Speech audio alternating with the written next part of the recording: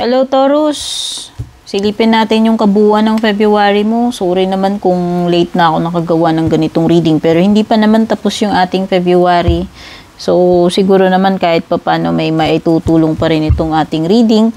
Kung hindi pa po kayo nakakasubaybay sa ating YouTube channel and Facebook page, please don't forget to like, share, follow, and subscribe. Personal readings, dumiretso po kayo sa aking FB page. Mag-PM po kayo doon kung mag-i-inquire kayo or magbubook.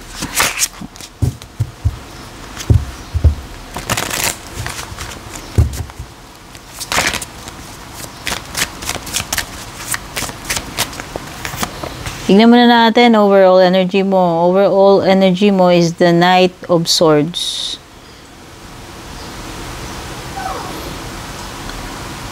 Sinasabi dito, you are decisive, focused, driven, defensive.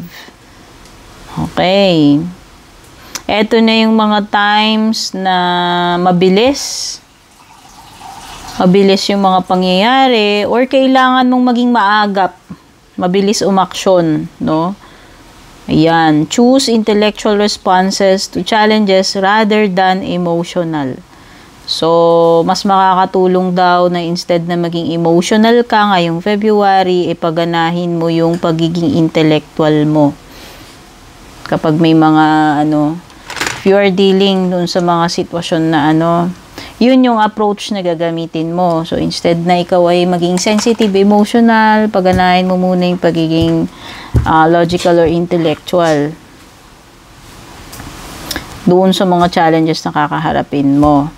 Meron ding mga sudden and unexpected na pagbabago at makakabuti rin daw na reviewin mo munang mabuti, pag-isipan mabuti, paulit-ulit yung mga options mo. Kumbaga, huwag kang magmamadali. Yan, kapag gagawa ka ng mga decisions or actions. Sinasabi dyan, magkaiba yung pagiging maagap doon sa impulsive. Kasi meron kasing binabanggit dito sa na kailangan na may mga event na kailangan mong mag-act ng mabilis. Pero iba yung pagiging impulsive. Kasi yung pagiging impulsive, hindi mo na yung pinag-isipan.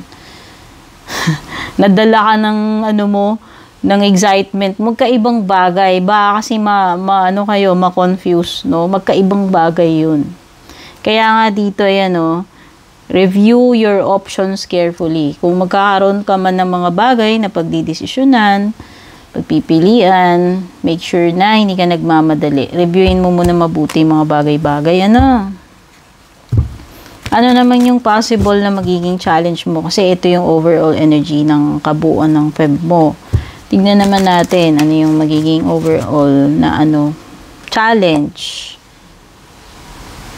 Challenge mo is the Ten of Swords. Wow, puro may kinalaman sa swords to. May ending, yun yung challenge mo. Pero kasi dito, depende na sa iyo if this ending will bring you relief. Pwede kasing itong ending na to magdala sa iyo ng sadness or relief. Or both, pareho. Matatanggalan ka ng weight off your shoulders, yun yung binabanggit dito. Mag-e-end na rin yung addiction. Kaya lang depende kasi paano mo tinatanggap yung ending na yan. Pwedeng yun yung magiging challenge mo. Supposed to be, etong ending na to, yun dapat yung mga ibibigay niya sa'yo. Pero depende kung paano mo tinatanggap yung ending. Yan. Pwedeng yan yung magiging challenge mo. How to cope dito sa ending na ito. Kung matatanggap mo ba siya? Makaka-cope ka ba? So, ano yung next? Ano naman yung magiging advantage mo, if ever? Ay, swords talaga. Grabe, oh. Ang maganda naman, yung advantage mo dito, pwede kasing hirap ka dito paano mo tatanggapin sa coping. Pero, yung pinaka-advantage mo dito is magkakaroon ng mas better para sa'yo. May darating na mas better. Sinasabi ng Six of Swords mo. Ayan, If ever na nakakaranas ka pa rin ng struggling dito, o mahirap tanggapin, no? Sinasabi naman sa advantage mo, pagtatapos ng challenging times, ito na nga yun eh, yung ending. Ito na nga yun. Kaya lang kasi pwedeng para sa'yo kasi, kaya challenging kasi pwedeng hindi mo pa siya tanggap agad. Hirap ka. Pero yun na nga, yung advantage mo dito is makaka-move forward ka eventually, no? At saka, mas better yung susunod na paparating sa'yo. Kaya, kung nahihirapan ka dito, ang advantage mo naman, mapapalitan naman ng mas better yung nagtapos dito. Ayan, no? Things are looking up, a welcome relief, finding your way to a peaceful place. The end of depression an illness. So, ayan na nga. Ito lahat yung mga yung benefit ng naging ending na ito.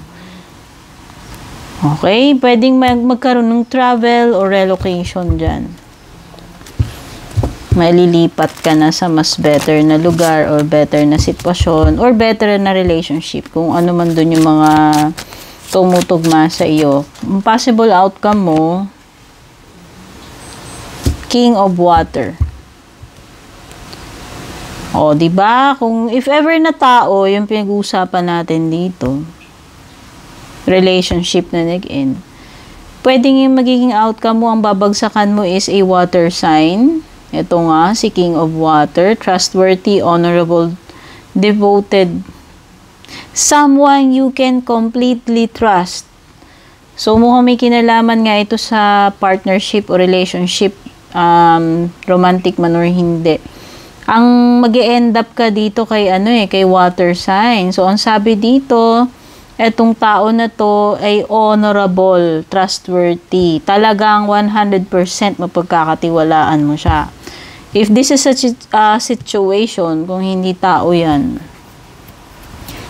ang ibig sabihin lang, mapupunta ka na sa safe na sitwasyon. O, diba? Ang ganda ng outcome mo. Sabi ko sa iyo, etong ending na to, ito yung magbibigay sa iyo ng ng maganda. Mga darating na maganda para sa iyo.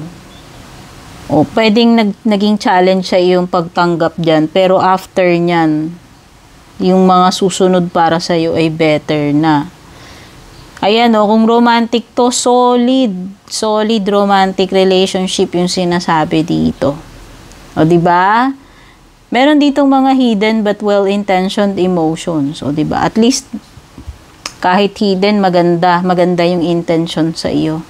A charitable benefactor, seeing a counselor. Ayan, yung mga bonus na mga binabanggit dyan. Tignan naman natin additional cards para sa love life. Baka meron pa. Pero dito pa lang may mga romantic na binabanggit, Ganda ng outcome mo. May nag-end pero may magandang kapalit para sa iyo. Foundation, ayan totoo nga to, kung mag-e-end up ka dito sa water sign, magiging established yung relationship connection. Solid nga talaga. Sing sinabi dito, solid romantic relationship. At ang nahugot ko sa love life mo ngayong February ay ganun din. Possible nga na may dito, family, pagpapamilya, secured and established na relationship ito. Ang ganda, tumutugma siya doon sa outcome mo. Very good. Pagdating naman sa iyong career or financial, kuha rin tayo ng isa.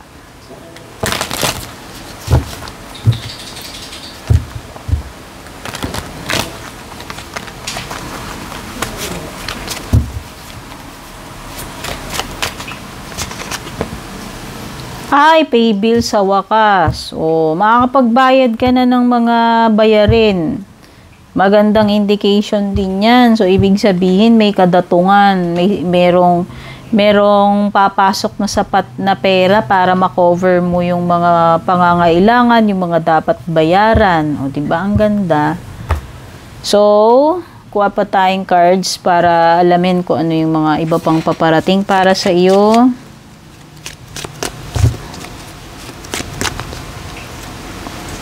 Taurus. Do not back down from opposition. Show strength and fortitude. Huwag pang hinaan ng loob. Huwag basta uurong atras. Kung ano man yung kinakaharap mo. Tao, monitor situation, no? Maging brave, maging strong. Triumph over troubles and obstacles. So, di ba? Relatable kasi itong may binabanggit dito na tapos na yung most difficult times at papalitan na ng mas maganda, mas better. Ito rin yun. Magsasucceed ka kahit na may mga troubles and obstacles. Itong kabuuan ng Feb mo.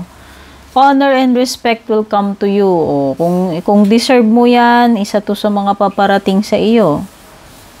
Honor and respect. No, lalo na kung may ini-indicate ditong mas yung mas okay na partnership. Baka yan yung tinutukoy dun baka sa love life din yan Baka yung previous relationship mo na nag-end, wala kang ganyan, hindi mo yan nakuha doon. O, di ba?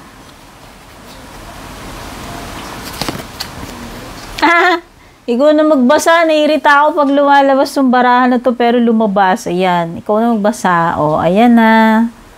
Ayun na, ayaw ko yan. Hindi ako masyadong dito sa mga ganito. Sige. Tignan na natin closing message mo, Taurus. Valentine's daw kasi, Taurus, February. Baka big deal sa'yo itong mga ganitong bagay.